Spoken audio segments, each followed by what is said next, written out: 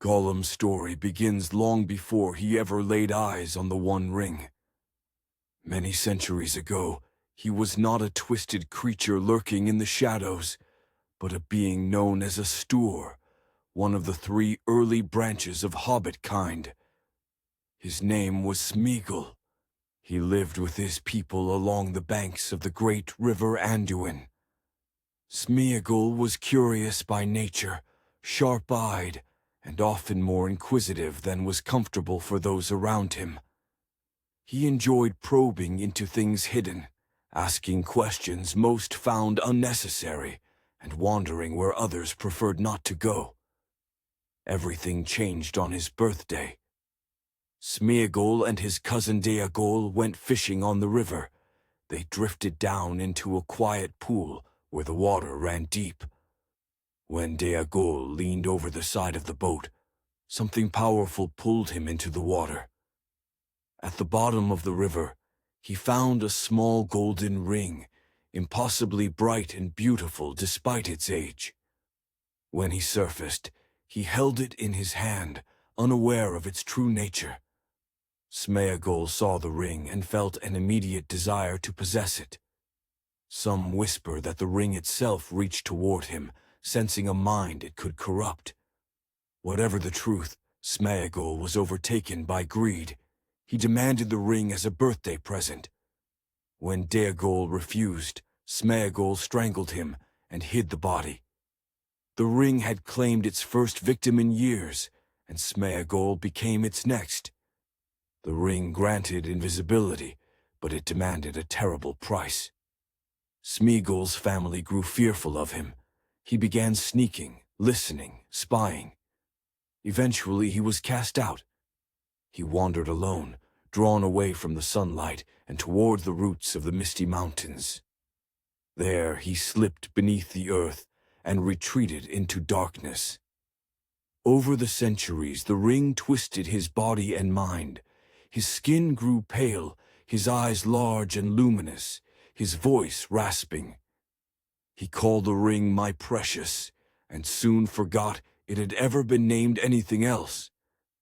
Smeagol faded, replaced by the creature that would be known as Gollum, named for the choking guttural sound he made in his throat. Gollum lived in the mountains for nearly 500 years. The ring prolonged his life far beyond its natural span. He survived on small fish, goblins unfortunate enough to wander near, and whatever else he could catch. His hatred of the world above grew stronger as time passed. Yet deep within him, a faint memory of Smeagol remained, though buried beneath centuries of corruption. He was a creature of contradictions, vicious, cunning, but pitiful, wicked, yet capable of moments of desperate longing for companionship. Eventually, the ring abandoned him. It slipped from his finger in the tunnels of the misty mountains, waiting for a new bearer. It was found by Bilbo Baggins, who used it to escape Gollum. The loss of the ring filled Gollum with torment. He chased after Bilbo, and later, after Frodo, driven by obsession and by the ring's lingering power.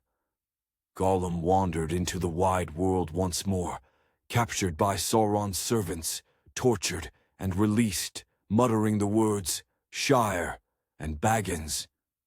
Sauron had what he needed. Gollum resumed his pursuit, following the scent of his stolen treasure until he crossed paths with Aragorn and later with Gandalf.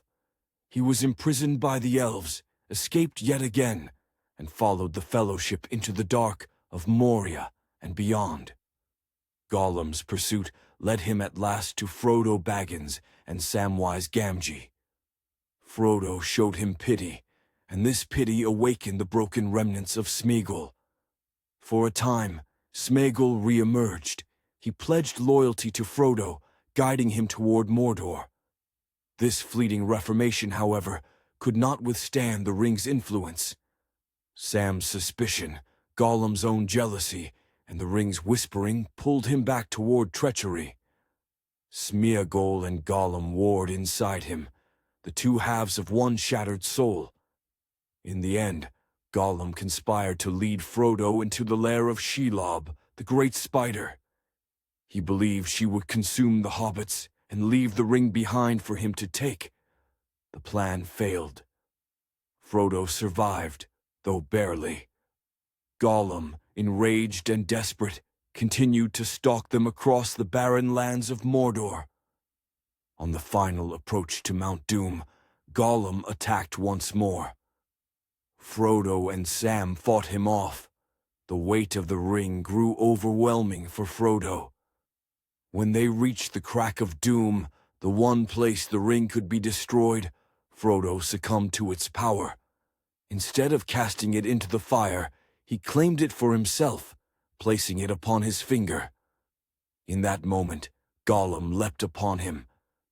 Guided by madness, hunger, and centuries of obsession, he bit off Frodo's finger and reclaimed the ring at last. For a brief instant, Gollum was filled with pure joy. He danced, crying out in triumph. The ring was his again, his precious, his only love. But his victory was his doom. In his ecstasy, he stepped too close to the edge. The ground crumbled beneath him. Gollum fell into the fiery chasm below, still clutching the ring. The ring was destroyed. Gollum vanished in flame. The long corruption of his life came to its end in the only place it ever could. Gollum's death saved Middle-earth. Frodo could not destroy the ring on his own. It was Gollum's tragic obsession, his final terrible act, that completed the quest. Though twisted by darkness, he played a role no other could. His life was a tragedy, his choices terrible, yet his end brought about the salvation of all free peoples. Gollum began as Smeagol, a curious soul living beside a river. He became a murderer, a creature of shadows, a slave to the One Ring. Yet in his fractured heart lingered the faintest spark of the person he once was. His story is not simply one of evil, but of corruption, pity, loss, and the thin line between creature and monster. In death, he gave Middle-earth the one thing he never found for himself: peace.